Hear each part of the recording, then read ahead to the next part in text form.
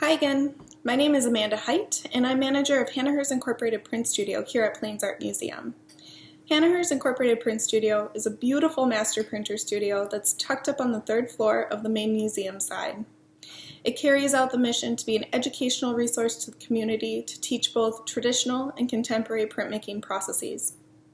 In all fairness, I told you that we'd meet again, and we are meeting again at the etching press that you see right behind me. Today we're going to talk a little bit about the Intaglio process to honor and highlight the series of prints that were part of Salvador Dali's Stairway to Heaven exhibition that the museum got to host earlier this year.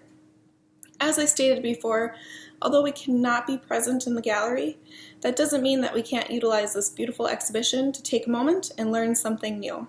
So let's begin. Whenever I teach printmaking, I try to think about it as a family tree or a tree of knowledge. A lot of knowledge, right?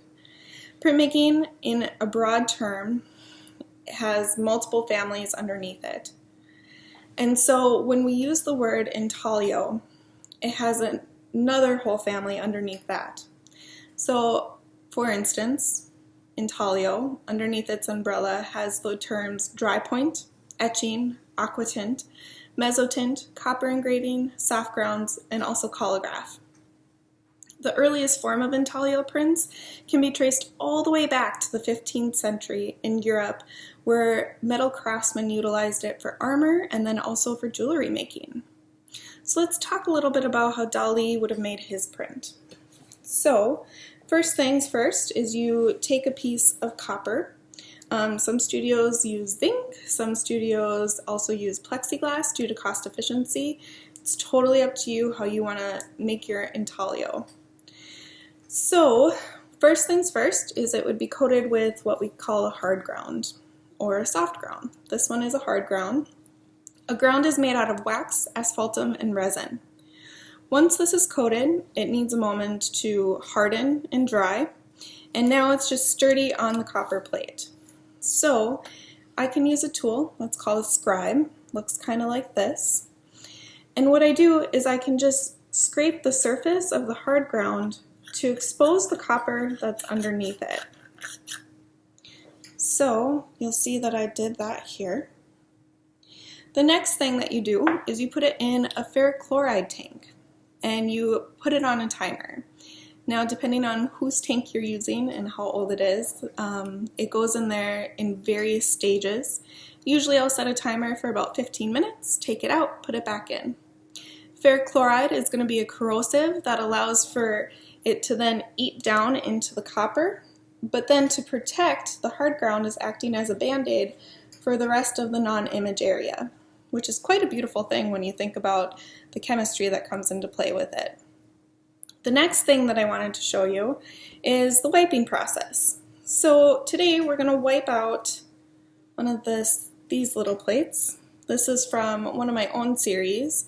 But as you can see, there's a lot of lines and mark making that come into play with it. So let's get started. If you'll bear with me, I'm going to push the screen down just a little bit. You'll see I have my little station set up here.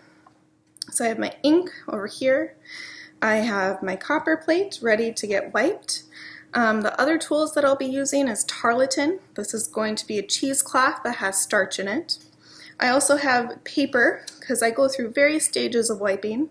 And then I also have chalk here for hand wiping. And again, every printmaker does it different, and that's okay. It's all whatever works for you.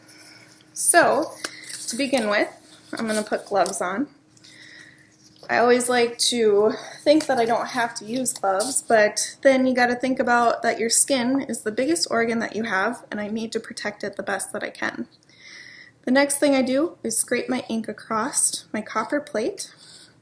I actually turn it a couple different ways here so that I'm making sure that I'm not giving more attention to one part of the plate than the next, than a different part of it.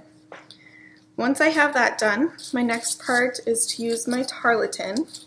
And what this is going to do is it will push the ink down into my lines, but then strategically it's also removing parts of the ink where I don't need it.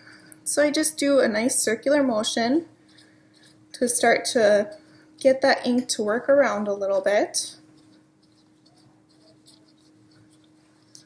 And make sure you're doing this all the way around. Again, we're not favoring one part of the plate than the rest because we want to be able to repeat what's happening over and over and over again. My next step is to use a little bit of paper, and I'm going to go in and just with my flat hands, I just kind of brush across the surface. So I'm not trying to remove the ink that's in those lines of that plate, but at this point, all I'm trying to do is kind of work the plate tone that's in the back of everything.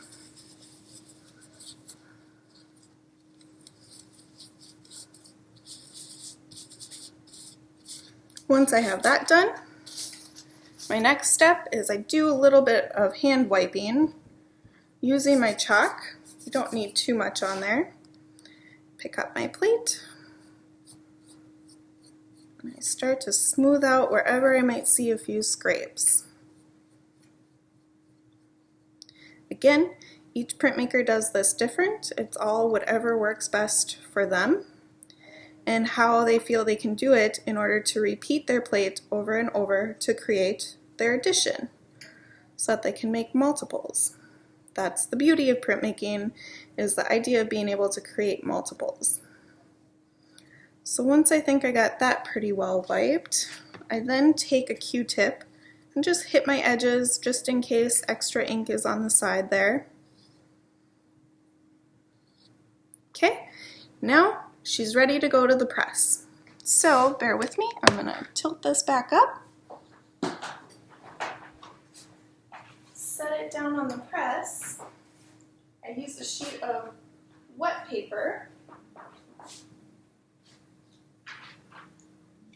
Put my blanket down and start rolling it through the press. Use a nice consistent turn.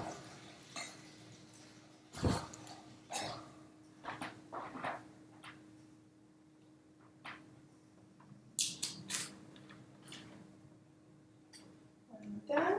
Ta-da! So now I know what I can change, what I can possibly do a little better. But you'll see that I created the mirror image of it. Basically, this is how you make an intaglio. I would probably go back in and work the background a little bit more, but that's just me being a printmaker, knowing what I need to do next. You'll see intaglio is a beautiful process that's great for mark making. I hope that when the museum opens back up and we hold an intaglio class, that y'all will be able to join me. Please stay tuned for the rest of the readings that we have to process during Dali Week, and I hope everybody stays safe and takes care of themselves. Thanks for tuning in. Bye!